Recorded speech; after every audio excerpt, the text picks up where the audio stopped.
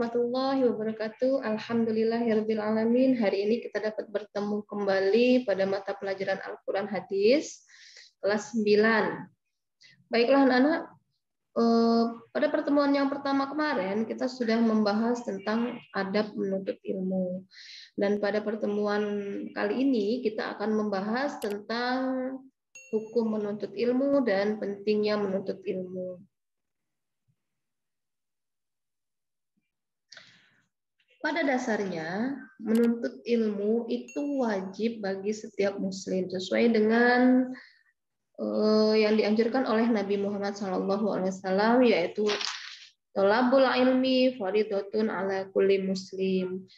Menuntut ilmu itu wajib bagi tiap-tiap muslim. Di dalam ilmu,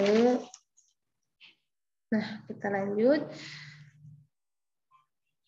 Menuntut ilmu ya, menuntut ilmu, hukum menuntut ilmu di dalam Islam. Menuntut ilmu di dalam Islam yang pertama itu hukumnya fardu ain.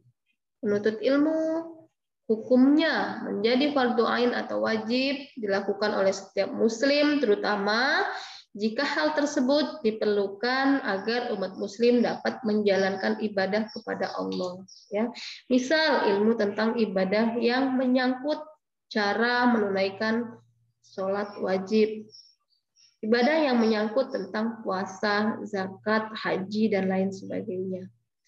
Jadi wajib bagi setiap muslim mempelajarinya, mempelajari tentang tata cara sholat, mempelajari tentang zakat, haji, mempelajari tentang ilmu tajwid. Kenapa dikatakan fardu ain atau wajib bagi setiap muslim? Karena ini berkaitan dengan ibadah, ya, ibadah kita kepada Allah Subhanahu wa taala. Contohnya ketika sholat, tanpa memiliki ilmu, tentunya sholat kita tidak akan sempurna. Puasa, tanpa memiliki ilmu, tentunya puasa kita juga tidak akan sempurna. Contoh, kita hanya mengetahui saja puasa. Puasa itu tidak boleh makan dari mulai terbitnya fajar sampai terbenamnya matahari. Hanya itu saja yang kita ketahui. Niatnya kita tidak tahu, hukum dan rukunnya kita tidak tahu. Nah, itu kira-kira gimana hukumnya puasa kita? Kita hanya tahu puasa itu menahan lapar dan haus dari terbitnya fajar sampai terbenamnya matahari.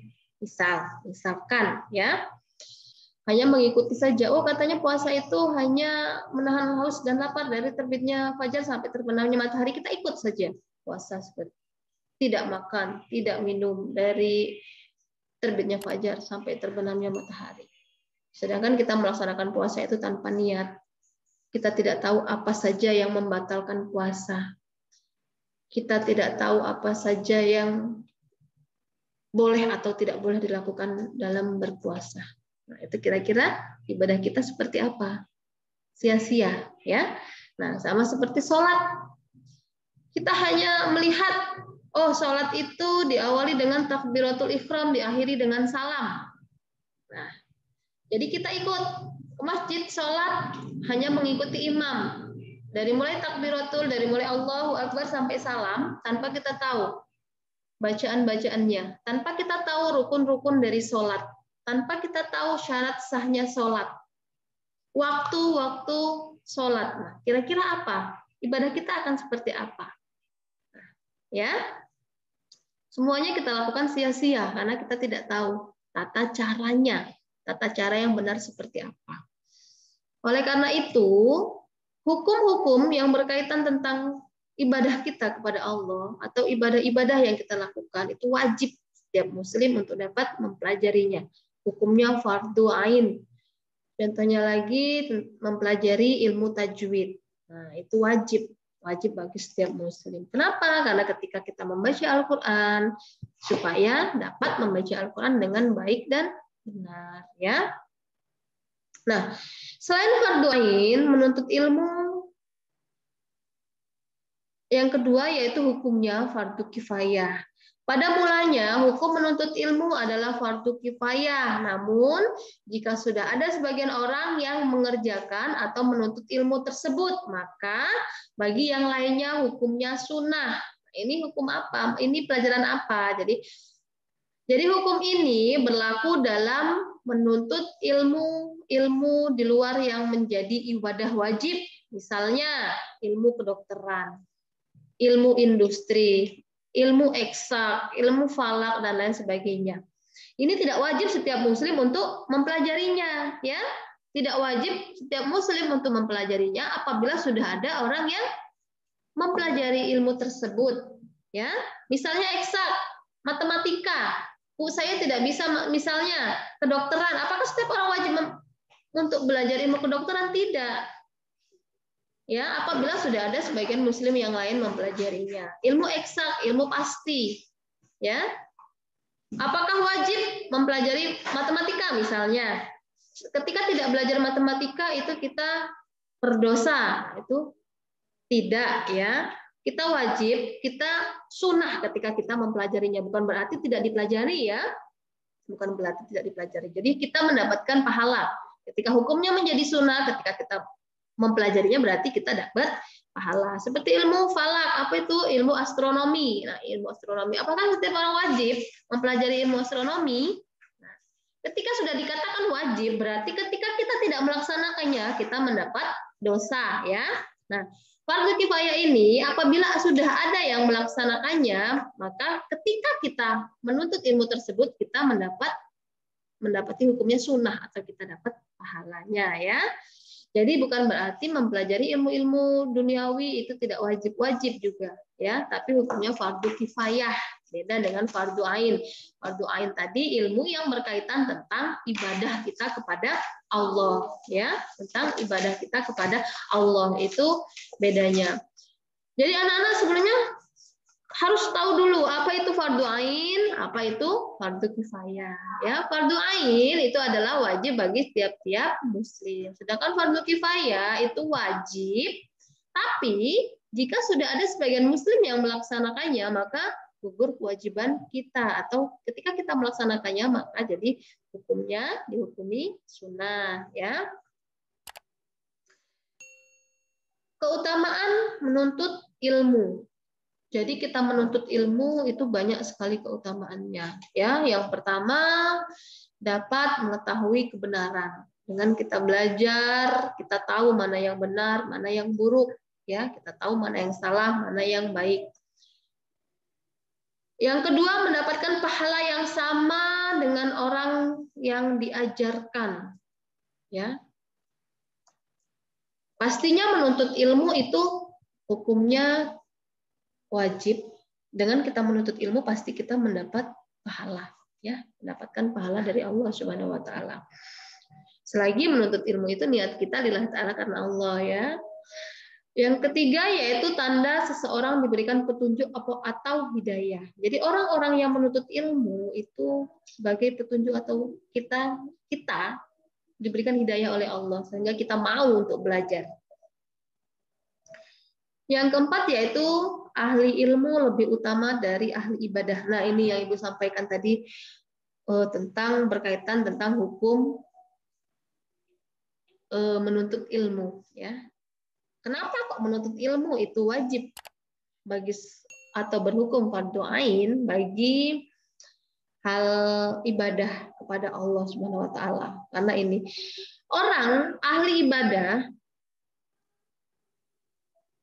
itu lebih penting atau ahli ilmu itu lebih utama daripada ahli ibadah. Kenapa?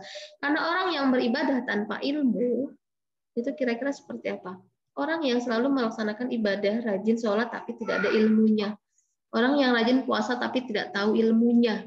Nah, kira-kira akan berkemungkinan akan salah jalan, ya.